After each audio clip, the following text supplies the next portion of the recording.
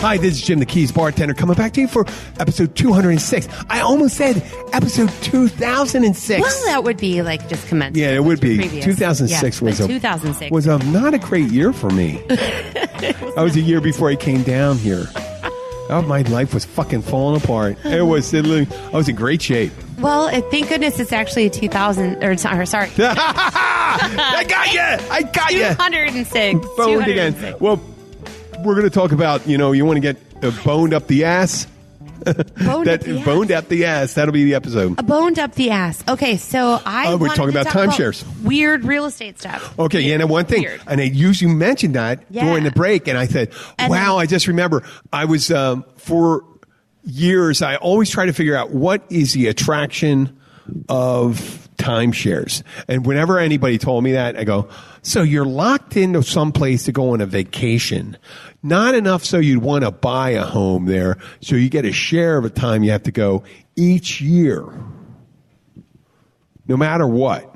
But people say, oh, it's really great. You could trade with other people with timeshares. They got timeshare associations where you can go to Milan, Italy. You can go to Marseille, France. And so your fucking place in Gulfport, Louisiana, right? Your timeshare in Gulfport, Louisiana, you're going to get a timeshare in Dubrovnik. You're going to trade with someone in Dubrovnik? Right. I don't think so. And on the Adriatic coast, I don't think you're going to fucking get it. They're not going to want to go to And they did it for years. They did it from the 70s until the financial, the last timeshare reached its height in 2008.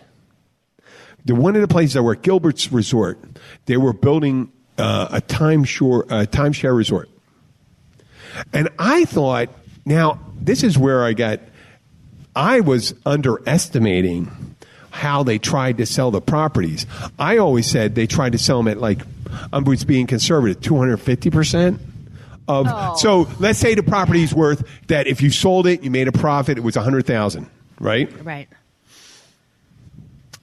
They would sell it at get $250,000 for the $100,000 property, and get them to pay all the maintenance and stuff like that for it. It'd be like a condo. It's like a condo times 2.5. Yeah. Well, it was actually condo times 5. Yeah. It was a condo times 5. Crazy. It was total. And you know how they would sell it to you? Butt fuckery. It's cheaper. The secret butt fuckery. It was cheaper every month to pay your timeshare bill than it was for you to spend a hotel in, that same area. Or yeah. If you want to go to the same fucking place every year. Right. But who wants to go to the same place every year? Yeah. I mean, if you're to travel. That, okay, great. Then you have a house. I mean, if people use that, people just get them. People get their houses and then they rent them out. Got an Airbnb and shit like that. Mm-hmm.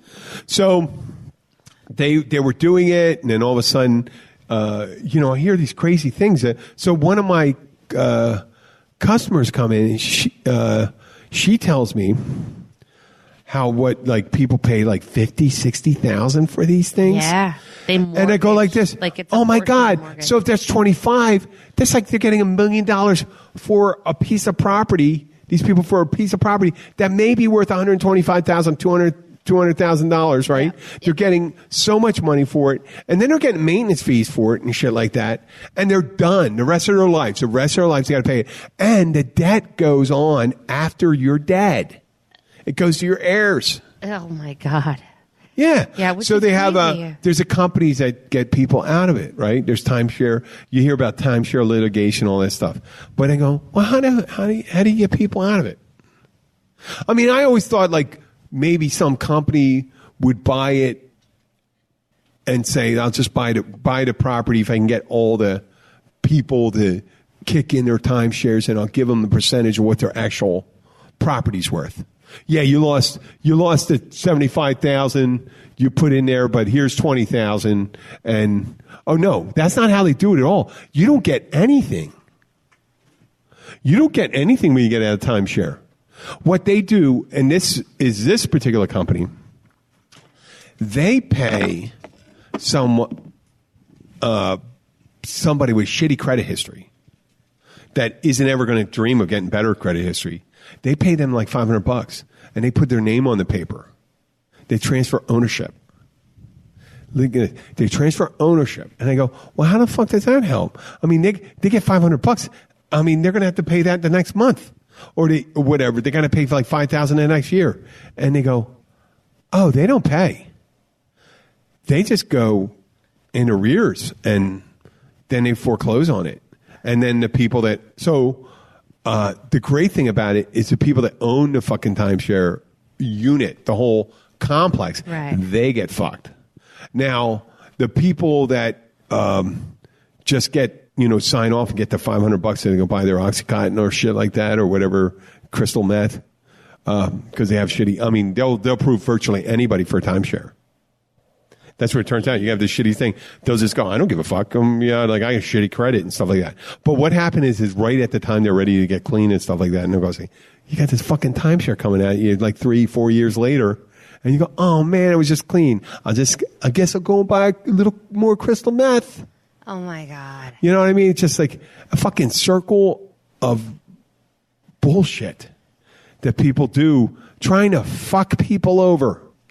Fucking people over. That's what humans do sometimes. Right. Not everyone. Obviously not everyone. But the ones that do it on such a grand scale. The 3 or 2, let's say 2% of the people. Or maybe even 1%. They try to fuck over as many people as they can possible. So because they gotta go and touch upon everyone so they can get a couple live ones, right, so they can get them and so they can make their profit. So it's like less than 1 in 100. Less than 1 in 100. I would venture that. I would venture that people have no scruples and say, well, this is how I'm going to make money. Just like fucking people that are bill collectors. So hey, listen, you collect this stuff, you're going to get to pay. This is a great way to make money. I'm telling you, it's a great way to make money. I had a discussion with someone about you saw the movie The Wolf of Wall Street, right? Leonardo DiCaprio? Yep. There was an article written, his daughter, when he was kind of lionized in it.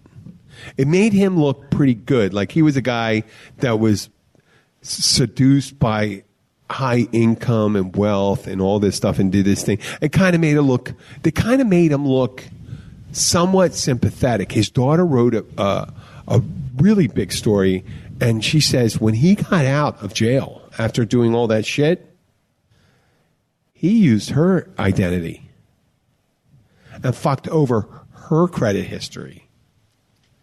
And she became responsible for it. And then she's trying to explain, please don't lionize my father. He's a total dick. Oh my God. Yeah. Yeah. And then one of the guys I'm talking to, I'm telling him how to go like this. Well, I kind of admire what fuck you. You have kids. You're right. Okay. So that makes me think of two things. First of all, I was talking about weird real estate, right? Like my house is on the market. Right? Yes. Right now. I'm currently listed. Yes. And then you read all of these hints and pointers. Right. Like, of course, when a real estate agent wants to show your property, you're not supposed to be here. Right. Because, of course, they're afraid that you're going to say something that will ruin your sale.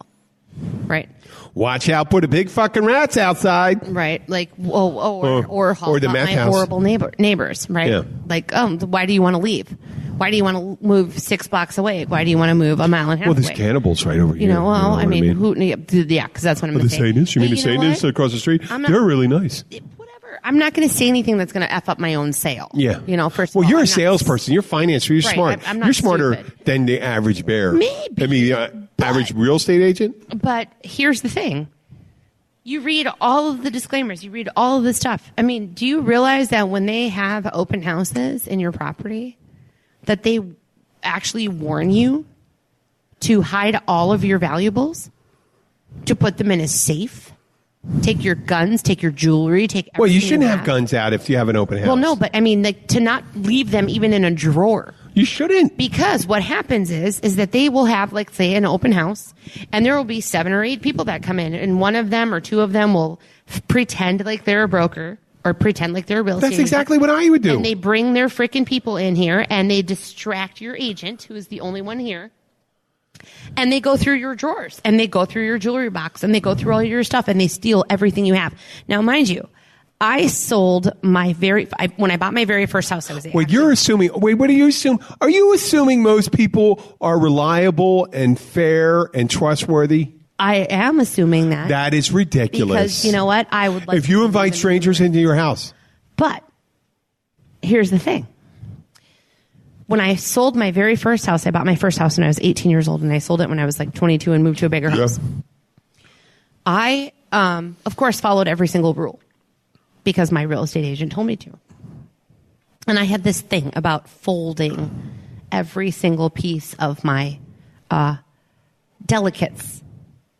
Right? Your underwear. Absolutely. So I would fold my bras, my underwear, and the matching sets, and they would be right next to each other in my drawer. Oh, really? And this was when I was very, very, very anal. My children, thank goodness, helped me get over that because I was very organized. You know, Abby's very clean herself, but that is the one thing she just tosses in the drawer. I don't. I still don't. I still fold them all. Her little floss type underwear. Yes. I swear to God, I'm looking, I go, what the hell is this when we first started living together? I still fold them, but I used to be at a point in my life, earlier in my life, where even all of my hangers, everything on the hangers have to be in the same direction.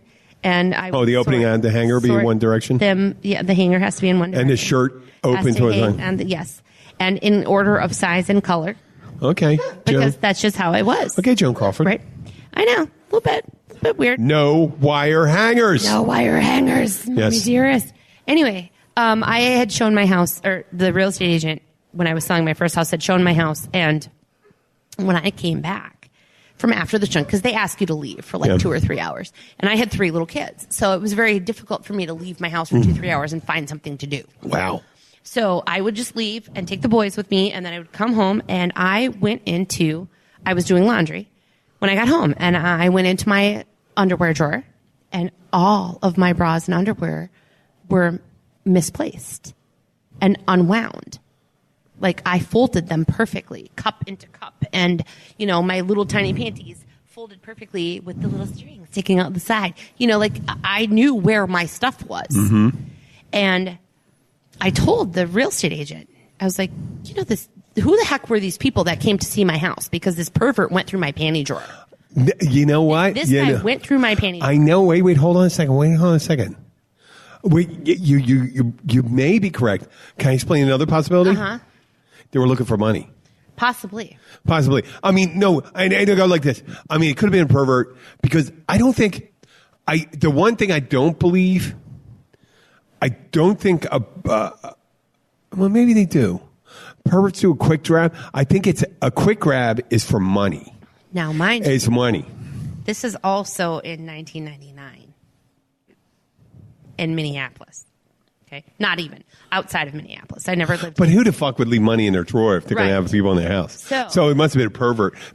Yeah. So I get a notice from her like 10 days later that this particular couple, it was a couple, wanted to have a second showing. Well, second showings are amazing because that means you're probably going to get an offer, right? And I told her, I said, I am not comfortable with this guy in my house and I want to stay home. She said, no, that's not how this works. You don't stay here because we're afraid that you're going to say something. We're afraid that you're going to be like, oh yeah, well that window actually rotted and fell out. Oh wait. It, right? You can't masturbate when you're looking through my underwear drawer. So you know what I did? What? Put a camera in there? No, I left a note. It was before you had cameras. Oh, you put it on there? I left a note on a piece of paper. I ripped it out of a notebook and I wrote, stay the fuck out of my panty drawer, you sick fuck. Right? And I wrote that down. And mind you, this is 99, so I'm like 24 years old. Mm-hmm. I left that note in there on the very top of my panty drawer. And when I came back home from the second showing, that note was crumpled up and thrown on the floor. And of course, they never put in an offer on my house because I caught that dirty motherfucker going through my panty drawer. Why did he crumple it up? He was mad because I caught him. He was mad, right? So why would you stop and read the note? I took a picture of it and I sent it to my real estate agent. Oh, I mean, if you opened my drawer, you'd have seen it. It was a full 8 by 11 piece of paper, 8 by 10 piece of paper. So I told her, I said, I will never let you show my house again without me being here. What'd she say? So she agreed with me, and she said, okay, that's absolutely fine. From now on, I will never show the house without you being here. And like 3 days later, I sold it. So it was no big deal. But now that my house is on the market again, and I'm in a much different part of the country than I used to be, I'm like going through all of my stuff, and I'm taking like all of my jewelry, all of my stuff, and putting it in the safe. The safe is hidden. Nobody can get in it but me. Like, it's really, really like weird to, like have strangers walk through your house because you still live here. You know? Funny you said that. I'm mowing my lawn with my fucking 18th century technology lawnmower. Oh, really? It's like with does it have the wheels and the thing with the spins the blades? Yeah. Okay. Well, that's my workout. I went to I worked out 2 hours today. You're looking kind of buff. Am I looking buff? Yeah. I lost some weight because my daughter's been vegetarian and stuff like that. Right. So, but this could lend itself to your story. I come home, I get shit done today. I went to the store, I went to shopping, I let Roxy out. She did her business and stuff. And I said, you know what? I could have gone for a couple hours sleep. I said, you know what? I'm going to cut the lawn. And you know what? I could very easily buy an electric powered lawnmower. We don't have that big a lawn. But it's such a freaking chore to use this one. But I like doing it because it's exercise. Yeah. I'm doing this exercise. And I'm tired. I'm sweaty. I'm getting acclimated to the heat. I got to sit down a couple times. I was going to say, you're not even sweaty right now. Oh, no. See, I work in the AC. And you know what happens to people that work in AC all the time, right? They can't fucking handle the heat. So I go out and work in the heat. Acclimates me to heat. I drink plenty of water. I drink a shitload of water and stuff. So I told you I checked out the catch, and I'm out there. I'm in the shade. It's 90 degrees. It's breezy. And I'm sweating a little. The sweat running down my leg, but I'm not soaked. I was in this one. Yeah. And I go, and one of my coworkers, Katie, comes up and says, I love Katie. Yeah. I'm doing a sound check. I'm sitting there, and she says, what are you doing? And godly, it's hellhole. And I go, it's not a hellhole. It's beautiful. It's a little warm. I'm sweating a bit. Right. And I think we talk about these things, and I'll get back to the other thing again. We talk about these things, we forget about it. But I get acclimated to it and all that stuff. I'm cutting my lawn. I'm doing a thing. I do the trimmer, which is electric one.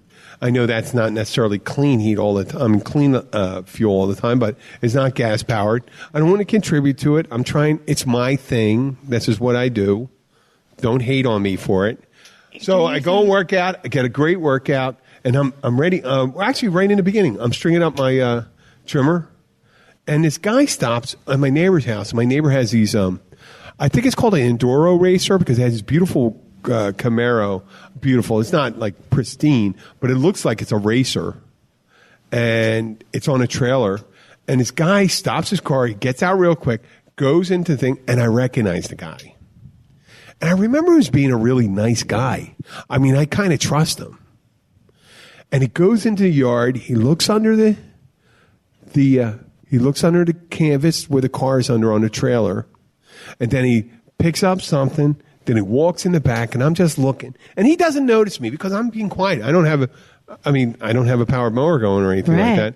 I'm just sitting there watching him and going, well, I'm ready. What thing do you know about me? I don't take any shit. No. And then when there's something going wrong, I'm fucking right in it. Yep. I'm fucking right in it. Right, no, I'm ready to go like this. in. If I seen a guy kicking open a door or something like that, I'd be like fucking right over there dragging the guy out of there. Yep. But I'm watching the guy and I go, yeah, but this is not the guy that does it. And he goes in the back and I see him going in the back and I go, I can't believe this guy doing it. But I'm going to just keep it. I'm going to keep my mouth thinking. I'm watching. I'm standing there. He comes out. He looks at me. I wave to him. Hey, how you doing? He looks at me. How you doing? He gets in his car. Then he backs up across the street into my driveway. And he rolls down the window. And he goes and says, you know, I'm part owner of this vehicle. I'm just making sure the guys we're getting ready for a race. And just making sure they're doing some work. I go, yeah, okay. And then you know what I thought of? The Grinch. When Cindy Lou Who caught him, he goes, well, I'm just checking these lights out because there's one bulb out, so I'm going to take everything back and do that. And I said, what do you think? I'm a fucking idiot? And then I realized in the end I'm overreacting. I didn't do any of that. I said, hey, take care. Have a good day. I realized he didn't take it. He took some plastic tubing. And so Abby came home and I said, hey, yeah, there's one guy. I want to go over and talk to this guy to make sure it's him. She goes, oh, do you have gray hair? He's in their yard all the time. They know him. And they go, oh, God, thank God. Yeah. But I wanted to know. I said, listen, I'm keeping an eye on you. Keep a fucking eye on your house. Yeah. Hey, when the neighbors over here had, like, friends that they let stay, and they showed up here, and it was loud, and there was crazy people that we were not used to. Tyler, my husband, obviously, he texted her right away. He was like, who are these people? And there's fucking blow-up dolls and dildos and all that stuff? No, they were just, like, a lot of them. Oh, yeah. Like, small children, which there's not a whole lot. Fucking typically. Small children? Scumbags. Okay, let's take a little break right now. All right. I got to take a pee break. I got to urinate. Yeah, me too. Oh, you too? Whether you're one of our regular visitors to the Florida Keys or you can't wait to visit for the first time, you'll want to stay up to date on everything that's going on in the Florida Keys. To learn all the secrets, tips, and the stuff we don't talk about to anyone but each other, visit 43keys.com. Sign up for our newsletter and never miss any of the exciting things we have planned for you. That's 43 Keys. The number 4, the number 3, keys.com.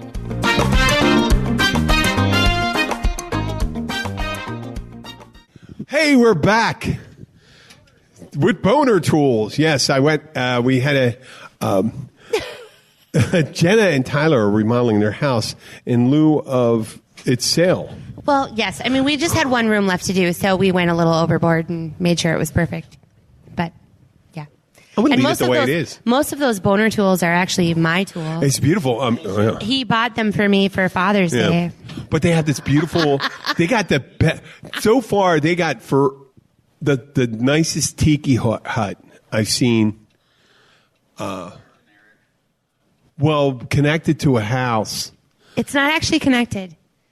It just sits up against it. You can't connect it legally. Okay, what I'm saying. Well, it looks like it's it appears as if it's incorporated. It has a dormer for anybody that's construction savvy. A dormer? A dormer. That's what that is right there. The peak that goes over the walkway. That's called a dormer. Okay. So therefore, if you ever walk outside while it's raining, you don't have to get wet until you get under the tiki. You're completely covered. Yeah, it's beautiful. I'm telling you, this is probably right on the canal. Man, we are. I know. This is. I mean, there's bars that.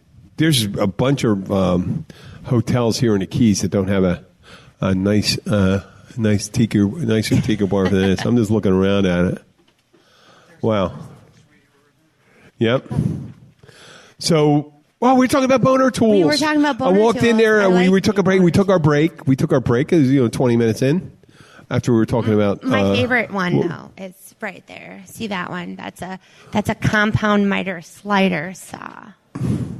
Which doubles as a table saw and everything. No, it's not. I have my table saws in the shed. Table saws if you want to do a rip cut. That is a compound slider miter. Wow. So basically, if you wanted to put like a 45, a 33, any of the angles on any piece of wood. You couldn't do a rip cut with it? You could not do a rip cut with that, no. Not unless you could if it was less than 12 inches. Oh, okay. But 12 inches is a lot. Yeah, well, you wouldn't do that, though. Because you'd be more accurate if you held it up against the fence of a table saw. But I like to work with wood. Holy shit, yeah. Some major tools going on here. So, yeah, we have lots of tools. But we're both very handy people, thank goodness. In fact, we renovated this entire house ourselves. The only thing that we paid for outsourced was this tiki that you're sitting under. But none of the accoutrements.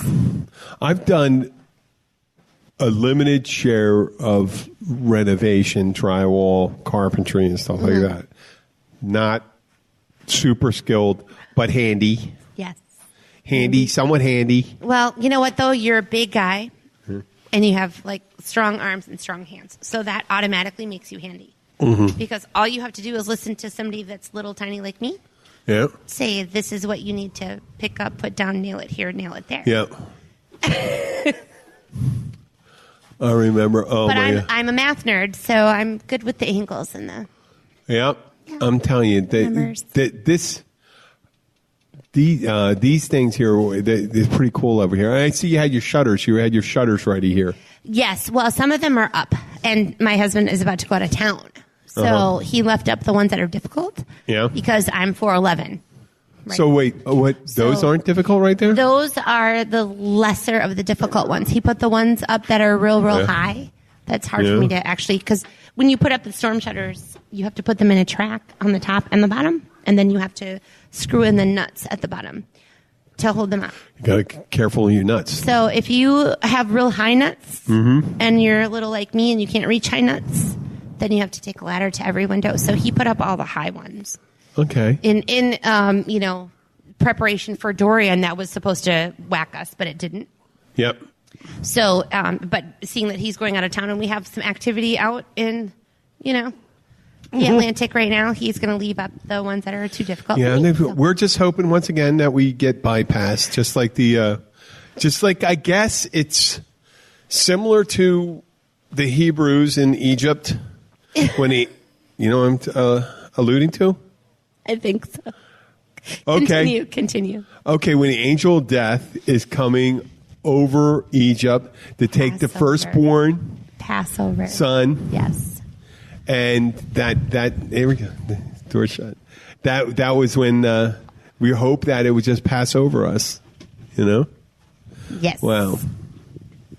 Actually, I think it's lovely when it's breezy here in Chilean. I think it is, too. It's sultry. The temperatures, I guess it's although going in the out mid on the to bay, low 80s. Oh, but you see, you don't boat, you don't fish. Yeah. But I boat. I fish. My boat's right there. But the going out on the bay right now would not be very comfortable. Yeah, it's very rough. It's very rough out really? there right now. Yeah, especially with the amount of winds that we have right now. Very gusty. Well, we're almost on the water here. We're right next to the we canal. are on the water, but we're in a canal. We're near, near its tides coming up. One of our local resorts. Seeing that last week, the tide levels actually came up over that neighbor's dock directly across from us. It was up over their dock. Over their dock. How far? Yeah, the water, maybe an inch.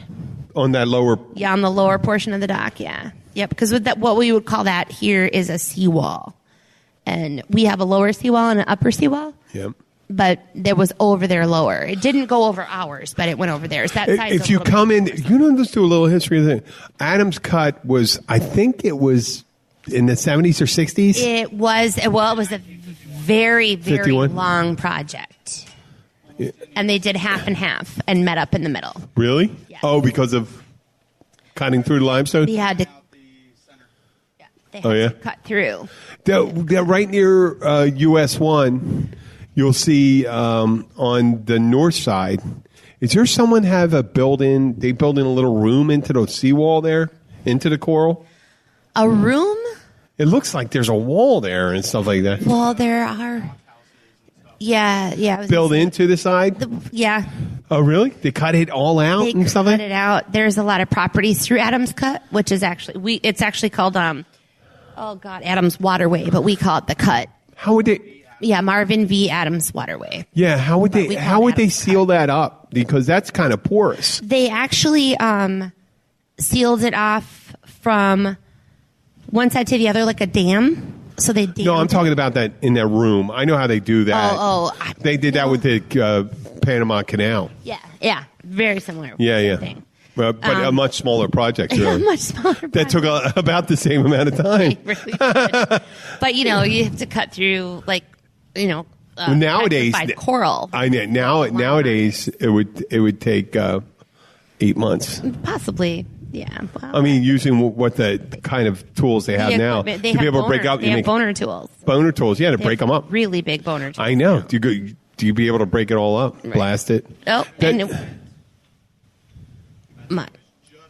Tether is talking about what? So Marvin. Just at $50,000 to dredge the waterway. He spent it out of his own pocket to that waterway from Bayside to Ocean. He owned the 10 Tyler is talking about owning the 10 properties that actually, 10 acres. The 10 acres that lead up to the edge of Adams Waterway, Adams Cut, and that he spent his own money. Marvin Adams spent his own money to actually make that cut. Oh, you're about to cut something right now. Yeah. Okay, we're gonna. Hey, listen. Let's hear it. Let's hear it. We got one of the bonus. Don't cut your hand. Jesus Christ! You put your fingers close to that. Yeah, that's it. Holy shit! That was it. There you go. Kind of exciting. Yeah. But see, Oh, man. Look at that. I have to show you how that works someday. Oh, well, I've been in a... I mean, I imagine... I think I'd be able to... I would take a great amount of time to figure it out, how to lock it. Yep. Man. I can make some steps, a shed, a go-kart, You could do staircases. staircases. You could make a shed. You could put up the privacy wall, like A nice up tree against house. Back. You could make a tree. I still, as a kid, you know what? I understand how there's a fucking TV show out there for people with tree houses and stuff like that. That guy is cool. I know. He's There was really that, you know, nice. I lived on Marlin Avenue in Key Largo, and next to me there was a beautiful tree house that was abandoned. Oh, It was a beautiful tree house. It was big. It was about 12 feet off the ground. that's so cool. It was at least, it looked to be about 80 square feet.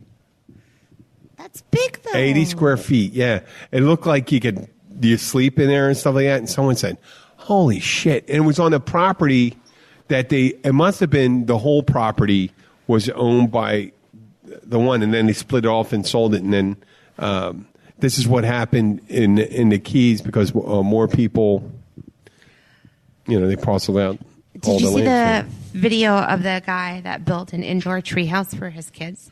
No. It was really cool. It's on Facebook somewhere. I watched the whole thing. Is it a real tree? It's all made from real trees.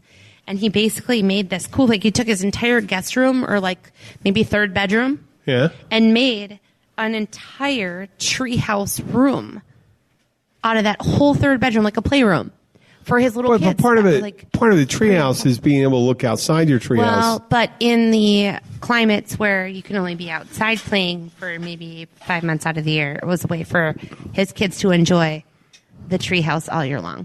Okay. It was really cool. The guy did. Okay, an well, we excellent were job. talking about earlier, we were talking about real estate and all that stuff. And we talk about another one about corporate malfeasance. The dive boat accident in California.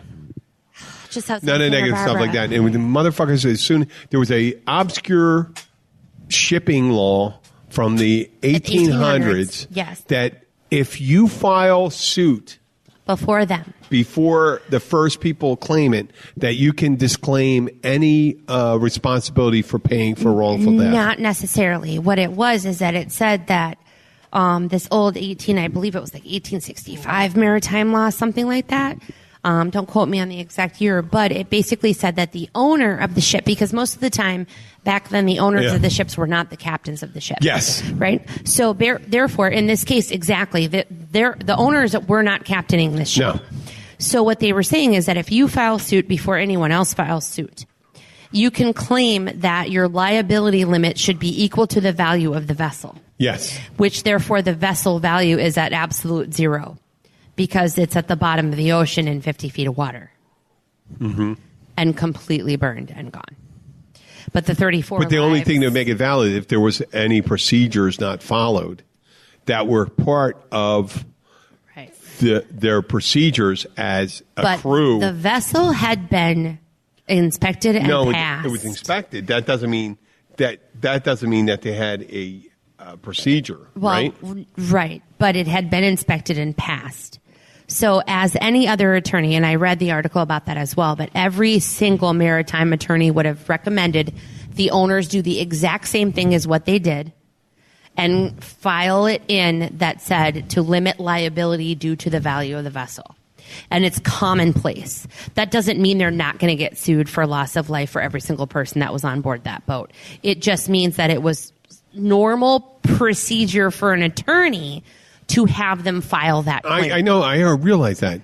I'm thinking as a person, as a normal person, I would be ready to get out of the business after that happened. If I'm the operator of the Conception, I think it was called. Yes, conception. The Conception, that 34 people died, burned to death. Yeah. That at this point, I'm done running dive boats. It's it. I'm out of it. I'm done. And I'm sorry. If you had to, how would you sell that? Well, at that point, how would you sleep at night? Not that you're responsible, but you created a business. The Conception became one of your boats. It took a trip out, and on that trip, 34 people died. For some part of it, whether you're liable, no, maybe not. But you're going to feel somewhat responsible. Well, because you created that. Imagine if I created a roller coaster. The architect of the roller coaster, I think it was I don't know if it was in Jackson, New Jersey, but one of the Six Flags sites, there was a person that lost a hat during a ride on a roller coaster, and they went and they snuck into the roller coaster after they gotten off to retrieve their hat, and someone, when the roller coaster came around, I think someone else's body part, their foot, maybe come in contact with their head, and they got decapitated. That's responsibility. I'll tell you, I can tell you some of these things. I have friends that are going this morning. This morning they went to Reno, Nevada for air races. You know about air races? Yes. And they're over an 8-mile course. And they said 3 years ago, a P-51, it's a Mustang, a vintage plane, the main fighter of the United States Army Air Corps during World War II, Yes. in the European theater. And there was a exhibition of this guy. He was in his 70s. He's flying it. And during one of his maneuvers, one of his controllers broke on, I think it's aileron, it's called, or something like that, that controls the... Spin. Aileron controls your spin. Well, this one controlled their pitch of the plane where it was coming in direction. And instead of going down, it went into a steep climb, and because of the gravity, the centrifugal force, he passed out. And it went up, and then when it started coming down, it started coming straight down. And a buddy of mine, Doug, and his wife, Debbie. Doug was a pilot, Debbie was a flight attendant one time. And he was up in the stands, and they had a premium seat area near the front. I don't know how that works with flying, but they said that plane was coming straight for them. And they were with another pilot and his wife, who used to be a flight attendant, and he threw his body on top of them. And that plane came down, and it came down so fast at 500 miles an hour. At a certain point, it moved a little because of the vagaries of the wind, and it hit about 100 feet away from the grandstands. It still killed 10 people, including the pilot. And one of the friends, one of the people they knew, saw a decapitated head roll in front of him after because all the parts that were flying around from this P-51. At that point, I thought, I'd be pretty much done with the air races. They are right now. What time is it now? It's 3 hours earlier there. It's about 5:43. The air races don't start today. They're over there and they're watching it. That's a passion. Yeah. After that, something like that happened so close to them. Doug thought he lost his wife. Doug thought, what the way he explained to me, he thought he lost his wife, and they're still going back. I think they're grounded and worldly enough to realize that shit doesn't happen twice. No, it doesn't. And I was just going to say, passion has one thing to do with it, but the other reason, and I'm not trying to be able to get by that. Able to get that. Like if a stingray, like what happened to what's his name, the alligator guy, the Australian guy, where he got pierced in the heart by. Yeah, that's Steve. Yeah, yeah, Steve Irwin. Yeah, Steve Irwin. If you were with him, you're pretty sure that's not going to happen to you. Yeah, well, most likely not. If it No, I know it happened to him. It's not Right. going to happen to you. Well, here's the other thing, right? So, and I'm, by no way am I defending the people that own the conception and whatever else. But here's the thing: you have insurance. like to hear a good You have insurance for a reason. The insurance company is liable, not those people. The insurance company is the people that sent the inspectors out to make sure that that vessel was valid, and they claimed that that vessel was valid. So if there's a liability to be paid, it's not a personal liability on those people that own that boat. It's a liability that should be paid by the insurance company. And so what they did was right. They don't need to bankrupt themselves and ruin. Oh, the I 100% There's I 100% agree. It kind of sucks. It does suck that you have to sucks. go and do that. Right, but you have insurance. But That's why you have do to that in order to keep your insurance company to hold their maximum level of liability, because that's what you paid for. Oh, no, for I all 100%, those years. I 100%. It's the same But- difference but, as if I mean- you had a car accident. If you had a car I accident, know, I understand. and even if it But- was your but fault, your Jenna, insurance company what I'm takes care saying of is it. you got to convince everyone else. Where you and I see it. After you explain this stuff, after you and I, of course you and I can see it. It's a complex situation. But some people can't handle have to explain it to anyone, because that's what insurance is for. Jenna. That's what insurance Jenna. is for. No. You can't explain. How do you explain to people when they go to a buffet, it's all you can eat? It's not all you and the person that didn't order the all can eat can eat. Yeah, you can't. They it's don't not all you can understand. eat to bring it home. Yeah. You're trying to explain it to them. The other thing is this. They're the same people. Aren't they the same people? Have you Are they ever- fucking same people? Have you ever been in a How about car the guy- accident? Yes. But you kept driving. No. Absolutely, you kept driving. You still drive. Oh, wait. I thought you meant I was in an accident If you were- and I drove, I left, remember? No. I'm not, No, you no. mean I was one of those hit and run. You have been in a car accident Yeah. before. Is that going to Well, I was in prevent you it. from driving? Wait a second. What I talked about was the catastrophic thing. Okay. If I was wanting, it's called PTSD. If you're in one, let's say you're in a helicopter and you come out and the helicopter comes in and the rotor dips down and the person gets out of the plane and the rotor dips down and decapitates someone. I'm pretty sure you're going to have a different view of getting on the helicopter next time. Well, you know what? I will tell you that channel marker 65, just outside of Hammer Point, took out 7 of my ribs, put my pelvis out of place, and all of my front teeth. Yeah. I could barely move for weeks. Yeah. It does not prevent me from getting on that boat. In fact, I went past channel marker 65 on Sunday, and I Snapchatted it, and I flicked it off the whole time. Listen, If it's your passion, you got to keep doing it. Okay.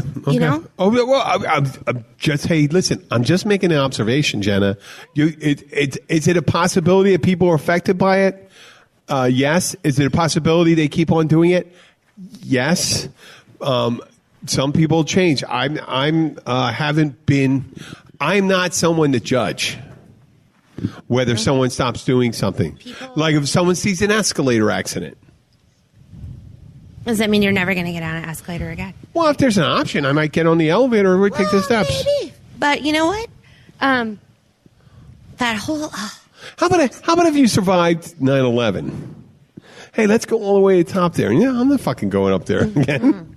I mean, there's certain But things. why? What are the chances that would No, ever but you don't happen have to you do it. If it's not a passion of yours and not a thing you have to do. It's not a I mean, just the thing. If you got to fly, if an accident, this is the reason why I spoke about a book called Freakonomics before. It's about the possibilities of like how people worry about shark attacks, plane crashes, home invasions, and things like that. It's a very low probability, and you shouldn't worry about these things that aren't going to happen to you. Right, but like what you were getting to was, like the people that were on the Corinthian was The conception.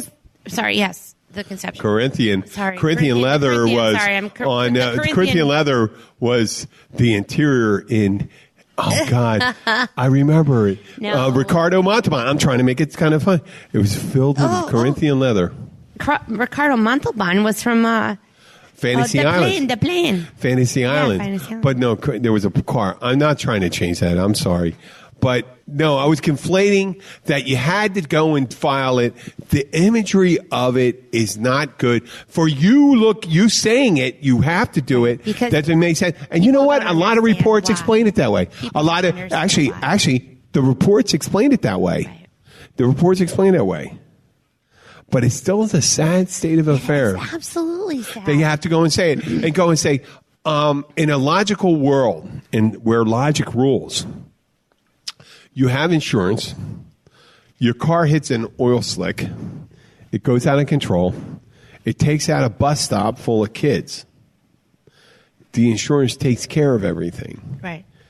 And you don't say, hey, listen, there was a truck coming down there, the truck lost oil and stuff like that. And even if you're able to find it, whatever, something, the insurance takes care of it and stuff like that. And you have to, someone's, in the U.S. system, we have to point to liability. You're always going to point. There's always liability. You're pointing a finger. We're all guilt-filled. That's how it works. It's just the way it is. The difference is that you haven't heard anything about the families of those people getting upset and screaming whose fault. We're not yet because they didn't start. No, you know what? Some of the people just got informed. There was a mother in Singapore or Japan that just found out yesterday. Right. But those people were out there doing something recreational and they're doing something that they loved. And it was an unfortunate accident and it's horrible. It's horrible. It was horrible death. They burned to death. Absolutely. I mean, can you imagine a worse way to go? No. No, right now. Hey, right now there's the criminal investigation to see if there's some procedure that was fine. That's standard. They have to. Yeah. It's a U.S. Coast Guard certified captain. Just like I'm not going to do an I told you so because we don't know what happened. If there was someone cooking, making chicken and they walked away, and the fire started in a galley. That's what he said. The fire started in a galley, and they thought it was some kind of electrical thing, maybe with some. But if the fire started in the galley is below deck. None of the survivors, the crew people, were not down in the galley. Well, one of the crew members could have been down there in the galley. There was one crew member that was below deck. One. Oh, you were going to find out with the investigation, well, I guess. That's because there was only one that passed. Yeah. There was only one that was down there. It was a girl. It was one of the girlfriends of one of the other crew members. No, it was the guy. The guy said his girlfriend was down there. One of the guys. Well, it might have been a girlfriend, but it wasn't a crew member. But the people that escaped were all crew and the captain. There was no actual patrons that survived. Yeah. They all passed. It's going to be like the what was that Italian one? Oh, the Concordia. Costa Concordia. Costa Concordia. But that guy went to prison because they had everything documented that they warned him. Even the people on shore. Oh, he was going in to see his girlfriend or something like that? You're getting to know he was trying to get close enough to wave at people that were on shore that knew him. I'm not kidding. I mean, it was awful. And he was sent to prison for his neglect because he was even told to reroute. You're getting too close to the shallows, and he didn't. He didn't listen to him. And the Costa Concordia went down, and all those people died, and he escaped. Now, mind you, there's that old adage, the captain always goes down with the ship. Well, that's not necessarily the truth. You don't have to go down with the ship. Obviously, you don't have to go down the ship if you survive, if you got everyone else again. If you can prevent anyone else's death, you need to do that. You got to stay, yeah. Before you leave. Yeah. But he just bailed. Oh, my God. I don't know how you see it. What these guys are saying now is that they're just looking at the captain of this other, of the Conception and basically trying to determine whether or not he bailed before he had a chance to try to go save anyone. But what they're saying... Oh, I wouldn't second guess any of that stuff. There could be an investigation. It's got to be an investigation. They're screwed. They're screwed the rest of their lives. I mean, because they got to live with that. You were the captain of a boat where everyone died, and you were the captain. You're never. And whether you did anything at all that could have prevented it, that's going to be in your head. You're done. You're done. And there's no way that he's going to be doing that again. I'm sure not. But the people that own the boat, right, or the people that filed the suit, they own multiple. I know. I'm just suggesting, as a business model, that joy could be done. It really could be. It's over. They are already. I mean, they don't. I'm not suggesting they should be ruined. Not like that Purdue Pharma family. that knew about the opioid crisis. That's a different liability. I think they're already ruined because of this. Oh yeah, they're ruined. Like let them protect a little bit of what they have. Oh yeah, no. I'm not suggesting that. So You know what? I apologize. I apologize for coming in, but just the imagery of having to do that because of our legal system is horrible. Exactly, and that's what it is. It's not them. It's horrible. It's what they have to do. But then again, you got to remember this. We always had this. We had this argument about the coffee thing with that old lady with the hot coffee. The old lady with the hot coffee that said she didn't know it was hot. Oh, wait a second.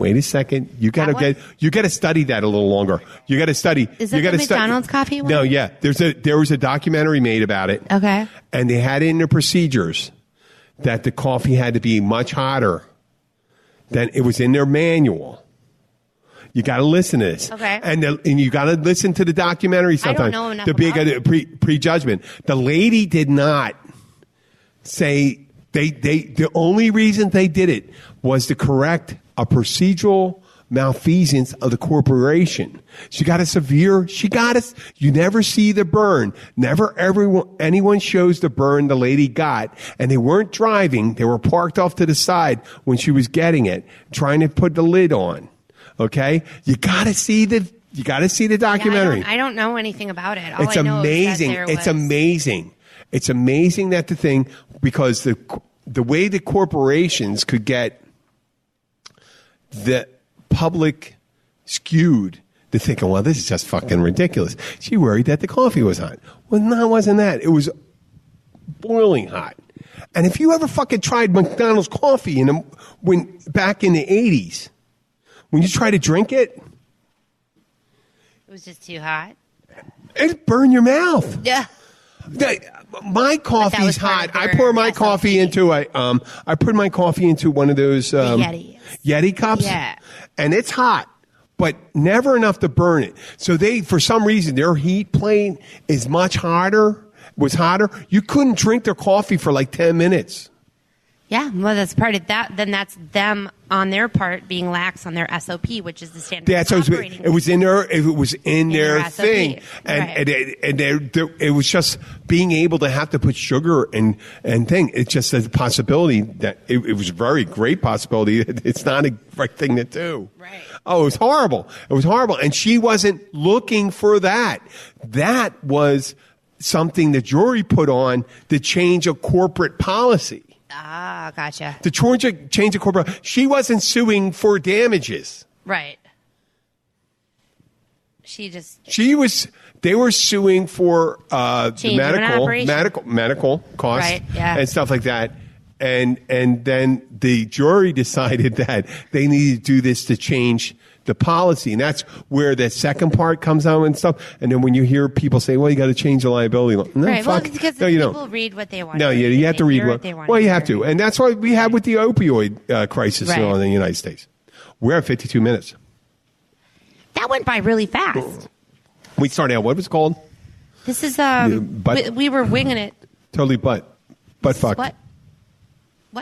Butt fucked. Butt fuck? Yep. This is called butt fuck. I mean not necessarily, but it was episode 206. Yeah, it could have been. It could have been 2006. You said it now. And, yes. And then the name. Really? So this is butt fuck. Effed up the butt. Effed up the butt. I don't know. No. How about royally insults? Because a lot of the people we talked about today are just royally effed. Maybe at some faults of their own, and maybe none. Royally effed. Send me a text, and so I remember this. Okay. Okay. I don't know if I remember. I'm not saying I'm not messed up. I'm able to do the recording, so it's good. Okay. Well. Good night, everyone, and thank you for listening to